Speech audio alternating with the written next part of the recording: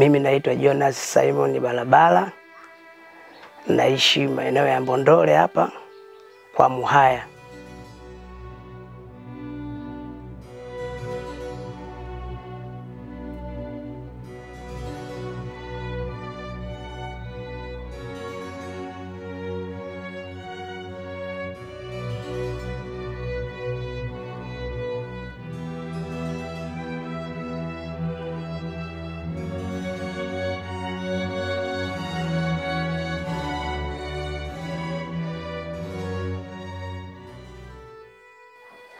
Napenda kukupa ushuhuda wangu.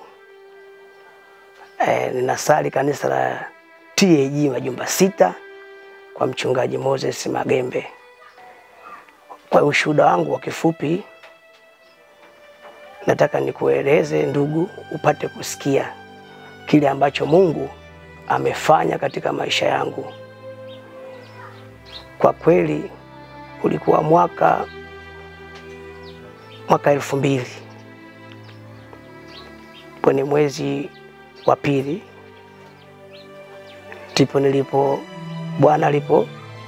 ndipo iliponitokea hii hali ya ugonjwa huu wa ukimwi, HIV, nikiwa Mwanza.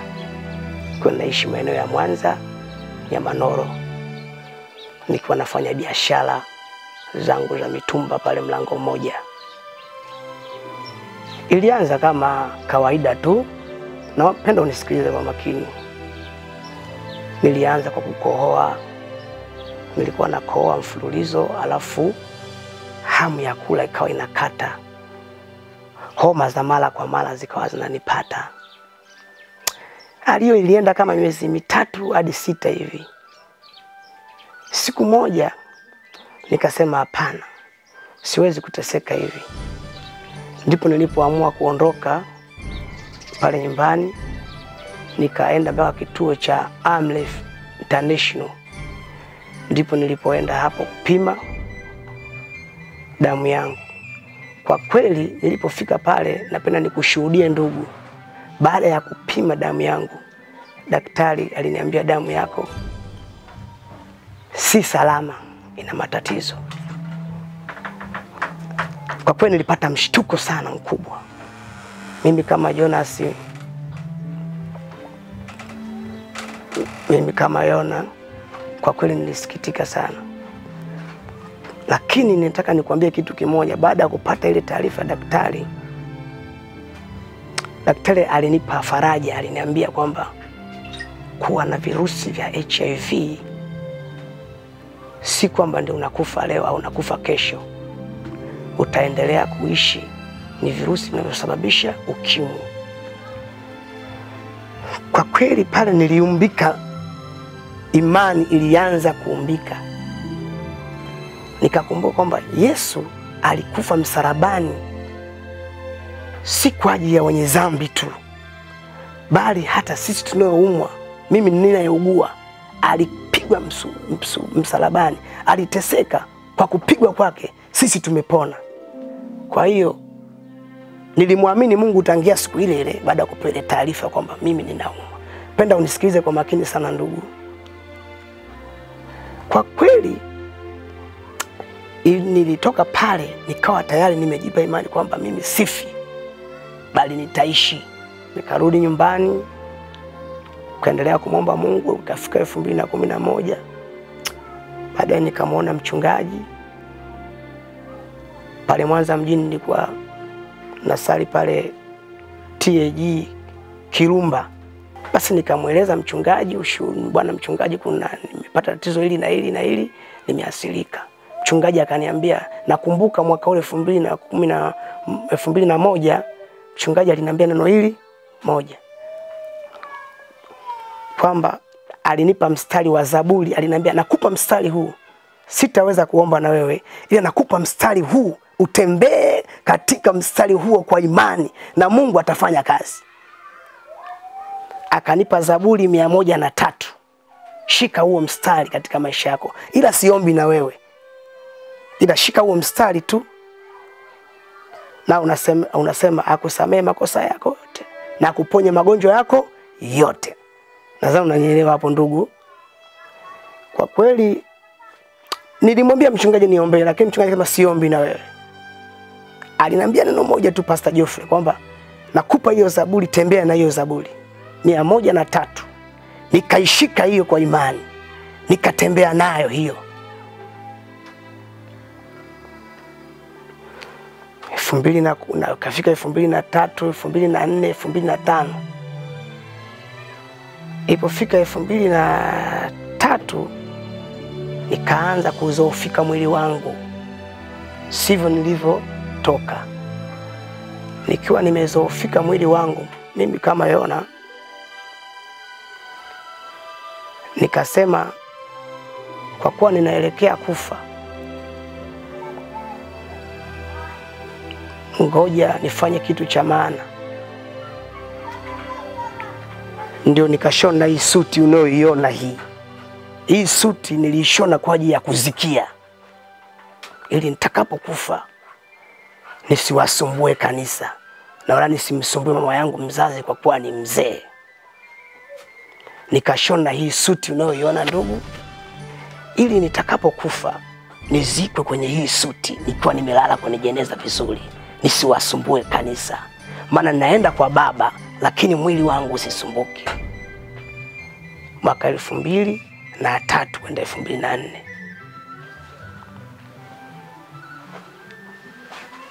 2005 nikiwa ninasogea kwamba niende nyumbani Geita kwa mama.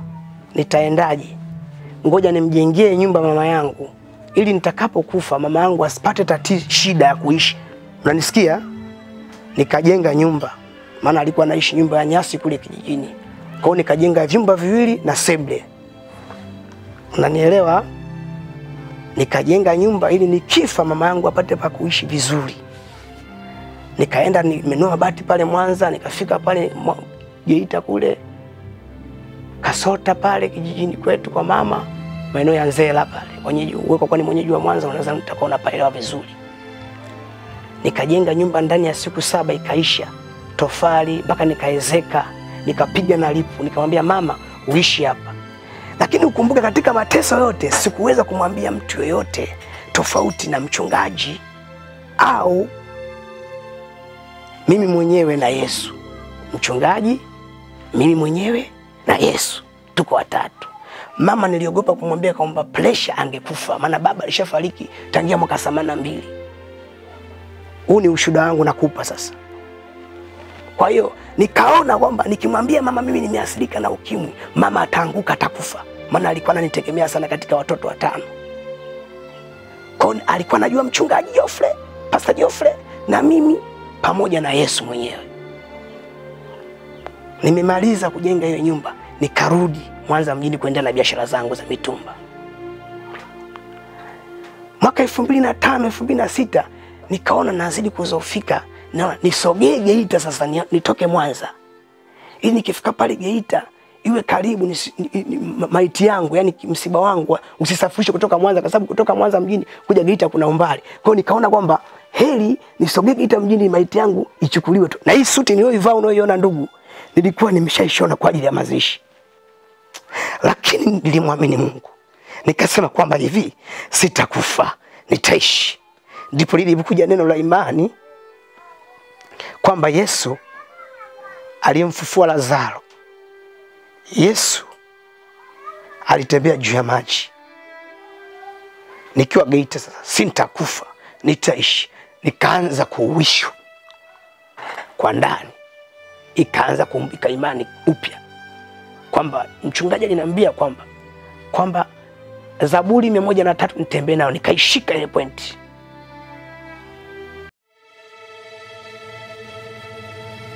Shuhuda za kweli zinazoweza kuyabadili maisha yako. Mambo yaliyowatokea watu wa kweli ambao walipitia katika hali na nyakati ngumu katika maisha yao, lakini walikutana na nguvu inayobadilisha.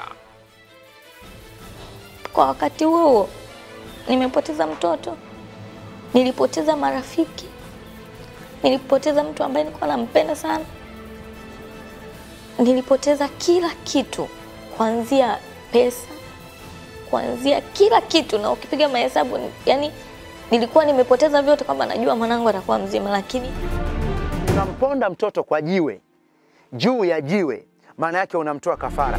Baada ya kupitia mapito yote haya, madawa ya kila aina, bangi, cocaine, crack cocaine, heroin, ecstasy, methadone, ila nimekutana na nguvu inayobadilisha.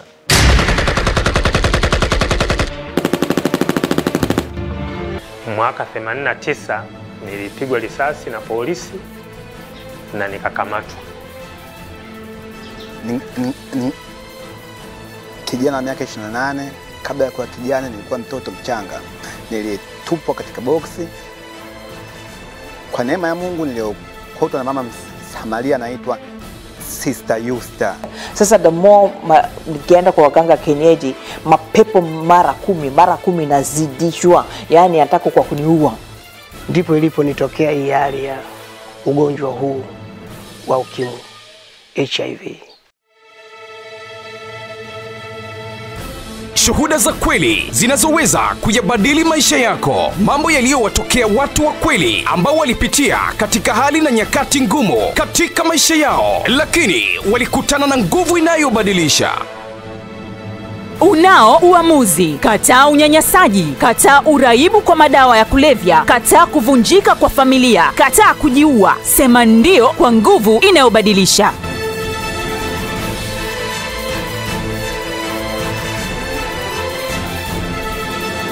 Kama unapenda kupata nakala ya kitabu cha Nguvu ya Mabadiliko bure, unaweza kupiga namba hii ya bure 0800750098. Piga sasa ili kupata kitabu chako.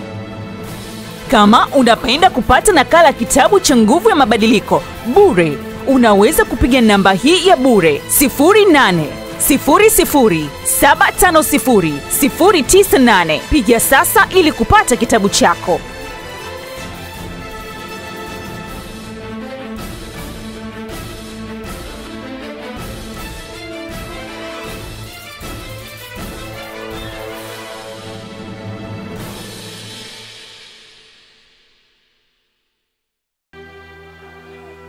Unanielewa? Nikiwa pale Geita 2005 nikafikia kwa mchungaji askofu wangu wa jimbo, Askofu Simon Masunga wa Geita mjini. Nikawa mshirika pale 2005 2006. Nimefika 2008 ndipo Mungu anasema na mimi kuja Dar es Salaam. Nije huku Dar es Salaam. Sasa Dar es Salaam mwenyewe sijawahi kukaa. Nilipita tu 2000, ilikuwa 93. Nilipita tu. Lakini Mungu anaona nashuhudia kwamba nenda Dar es Salaam. Mungu akasami kuja Dar es Salaam. Sasa nitaishi vipi Dar es Salaam? Nikaja kwa imani. Nikamkuta rafiki yangu ambaye alitangulia kama mjumbe, akawa amenilipia chumba miezi 6 ya kukaa. Nikakaa pale kwenye kile chumba. Jumapili ilipofika, huyu ndugu akanambia, bwana twende tukasali kanisani. Nikamwambia sawa, mimi mwenyewe mbona nimkereketwa? Maana tulikuwa tunasali wote pale Geita. Akasema sasa hapa Dar es Salaam sio kama Geita, kuna makanisa mengi ya Tanzania Assemblies of God, ndio kanisa letu tunaposalia. Tumetoka Mombasa pale Ukonga, tunakwenda kanisani. Tukapita kanisa moja pale TAG Ukonga. Nikamwambia, mbona hapa kuna kanisa letu la TAG? Akanambia, sawa, lakini twende tukasali pale ambapo mimi nasali. Nikamwambia anyway, twende. Ndio nikafikia kwenye kanisa la TAG Majumba 6. Hapa njia panda ya Segerea kwa mchungaji Moses Magembe. Nikiwa hapa kwa mchungaji Magembe nimewakuta wana maombi ya siku 21. Wakiwa wamejikita kwa Bwana siku 21. Huku nje wana mkutano mkubwa pale nje. Wakiwa katika maombi ya siku 21. Siku wanahitimisha na mimi ndio nafika pale kwa Pastor Magembe kanisani. Jumapili ile. Lakini ukumbuke kila mwaka nilikuwa nakwenda kupima. Nikiwa Mwanza naenda kupima kila mwaka. Pale pale Armless International. Lakini ninaendelea kumwamini Mungu kwamba mimi sifi.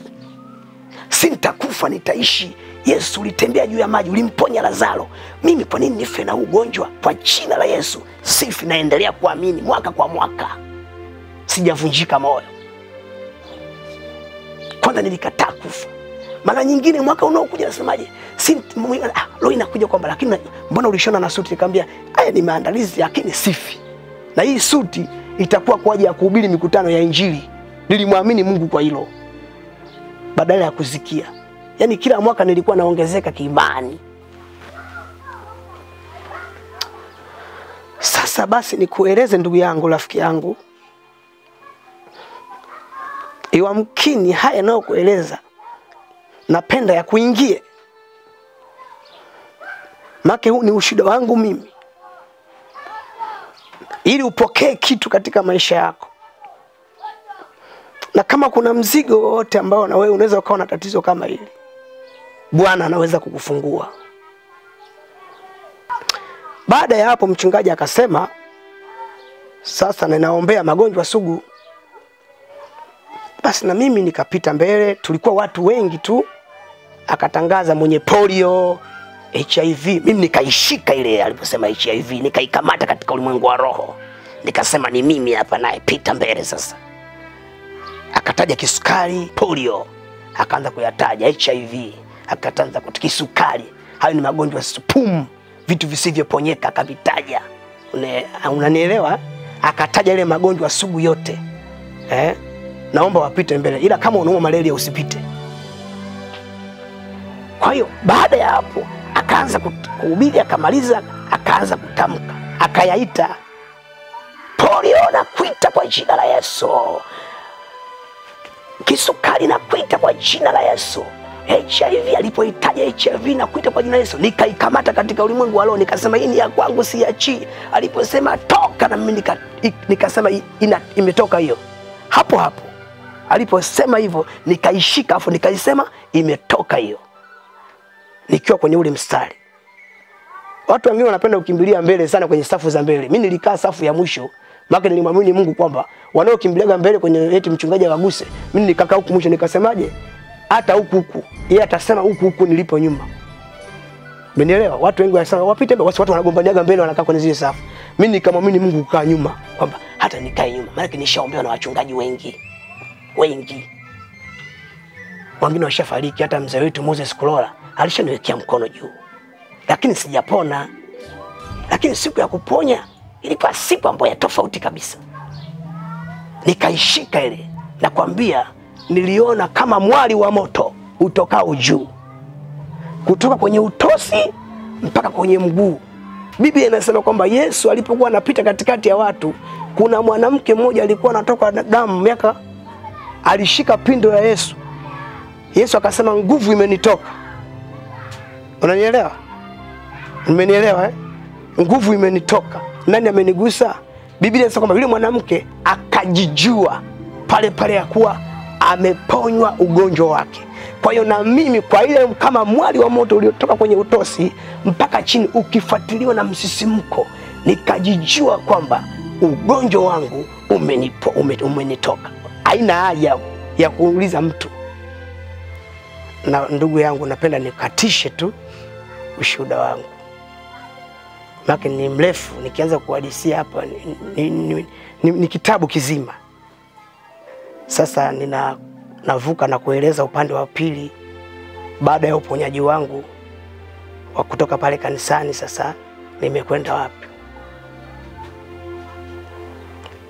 Hatua mchungaji alitangaza asubuhi kwamba Jumapili, kesho asubuhi Jumatatu, watu mwende mkapime hospitali ya Amana ya hapa Dar es Salaam. Nyinyi niliowaombea wote mwende mkapimwe. Basi mimi nikatoka ile asubuhi, sikwenda. Ulinijia ubinadamu kwamba sasa wewe ulinini, hebu subiri kwanza kidogo.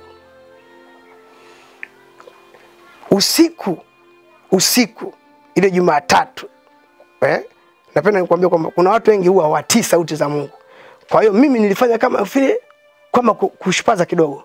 Lakini usiku wa Jumatatu kuamkia Jumanne, Mungu alisema na mimi kwamba mtumishi wangu alitangaza mkapime, mbona ukwenda? wenzako wameenda, mimi Jumanne nikaamka nikaenda kule Amana. Nakumbuka nilikuwa mtu wa pili pale hospitali ya Amana. Nikiwa pale Amana nikasubiri, akaja yule dada akatoa counseling, mimi kwa sababu nishazoea miaka kama 10 years naugua HIV. Umenielewa? Sasa nikiwa amekuja mhudumu akatoa, mimi anarudia tu, nikaingia. Akanichukua damu yangu kubwa akanipima. Alivyonipima, baadaye tukatoka nje, tukaitwa majina. Huwa hawataji majina, wanatumia namba.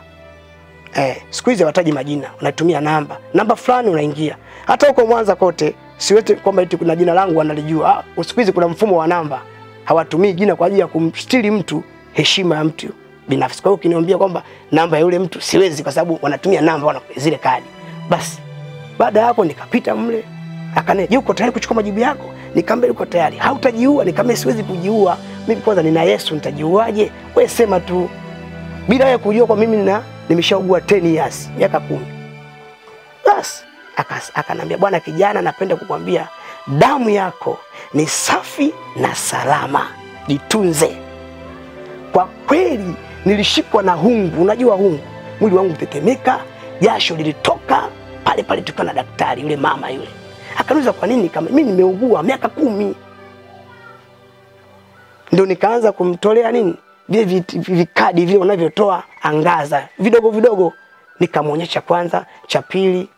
Akanambia, "Sasa imekuwaje umepona?" Nikamwambia mahubiri ya mchungaji Jumapili aliombea watu. Na mimi nilikuwa mmoja wao. Akasema sisi kwa kisayansi haiwezekani, ila nasikia kwamba Mungu anaweza. Nikamwambia ndio huyo Mungu anayeweza ameniwezesha sasa kupona. Huku nilikuwa nimerowana jasho mwili mzima kwa sekunde tu, kwa sababu fly ilizidi mpaka vinyoleo vikatoa jasho. Ila hakuna mtu alijua kwamba nina fly walioko nje. Baada ya hapo nikatoka, nikaondoka. Nilivyotoka pale, basi nikapeleka habari kwa mchungaji Magembe, "Bwana, mimi nimepokea uponyaji." Baada ya maombi ya juzi, mchungaji akaniombea, akanibariki. Akanambia, "Nimekutamkia mema sasa yote katika maisha yako. Utabarikiwa. Utakuwa mtumishi mkubwa, utaoa, utakuwa na watoto, utakuwa na nyumba yako." Ndugu rafiki yangu, kama unavyoona hapa tunavyoongea ni kwangu. Sijapanga nyumba. Ndani ya miaka 5 Mungu amenipa mke, Mungu amenipa watoto 3. Mimba ya kwanza mke wangu mapacha. Watoto wangu utawaona, nitawaita. Utakuja kuwaona. Mapacha mdabo kama alivyonitamkia mchungaji. Baada ya hapo nimeoa mke mke wangu. Baada ya hapo ndio nimejenga, niko kwangu, naishi vizuri tu. Nina amani tele ndani ya Yesu. Na mpaka sasa hivi nimestawi ndani ya Bwana. Yesu amenitendea miujiza. Yesu anatenda miujiza. Yesu anabadilisha. Naitwa Jacqueline Jonas. Na Jonas ni mume wangu ambaye Mungu alinipa. Ninamshukuru Mungu, au napenda kujivunia mbele za Mungu. Na niseme namna ambavyo Mungu alinikutanisha naye. Siku anatoa ushuhuda, mimi sauti tu imenijia ya kwamba yule ndio mume wako.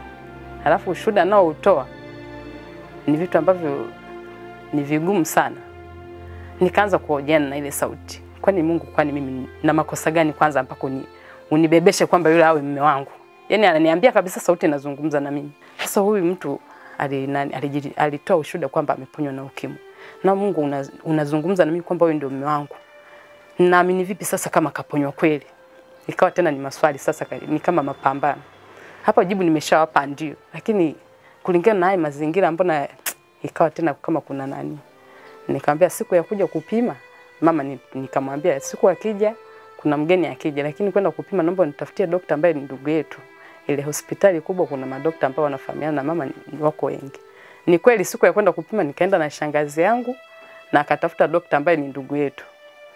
Kapima vipimo pale, akasema bwana kama hajanani si ndio vitaeleweka huko huko.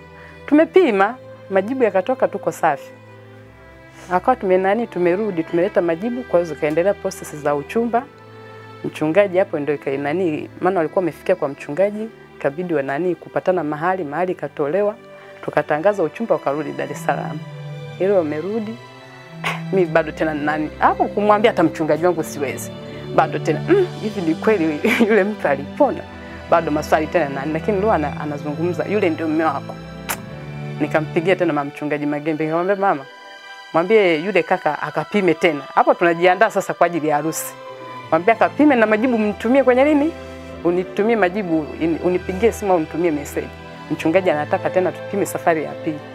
Wakampeleka kweli kacheki, akanipigia simu. Wameenda kupima, yuko safi. Kwa tukaendelea vile process za harusi zimenani mpaka siku ya harusi. Kwa hiyo tukawa tumepima kama safari 3. Na maana kwamba tumesha appreciate kwamba huyu mtu yuko salama. Kwa hiyo swala la kwamba huyu mtu kapita kwenye mazingira gani, lile Mungu akawa ameshaliondoa kabisa. Na mimi nikawa nimeshabeba, kwa sababu nimwambia Mungu, naomba unipe mume ambaye nitaishi naye kwa amani. Haijalisha na maisha gani, lakini naomba unipe mtu ambaye nitaishi naye kwa amani. Maono yangu katika utumishi, nataka nimtumikie Mungu kwa viwango vikubwa mpaka hapa nilipofikia. Nataka kutumika tofauti na hapa nilipo, lakini moja zaidi kama hivi, nataka kwenda kujiendeleza zaidi kihuduma,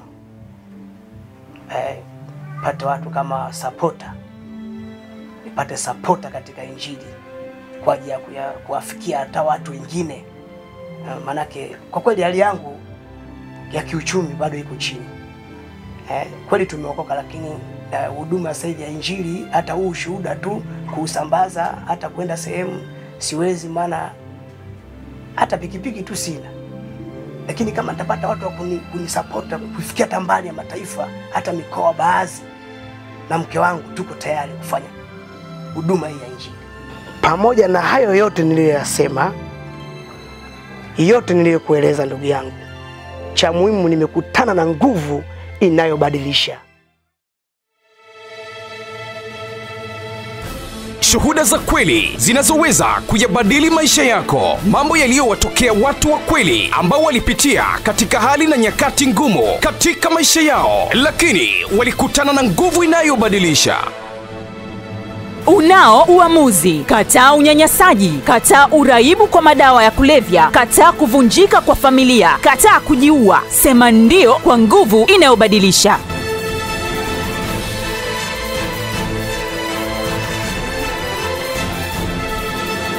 Kama unapenda kupata nakala ya kitabu cha Nguvu ya Mabadiliko bure, unaweza kupiga namba hii ya bure 0800750098. Piga sasa ili kupata kitabu chako. Kama unapenda kupata nakala ya kitabu cha Nguvu ya Mabadiliko bure, unaweza kupiga namba hii ya bure 0800750098. Piga sasa ili kupata kitabu chako.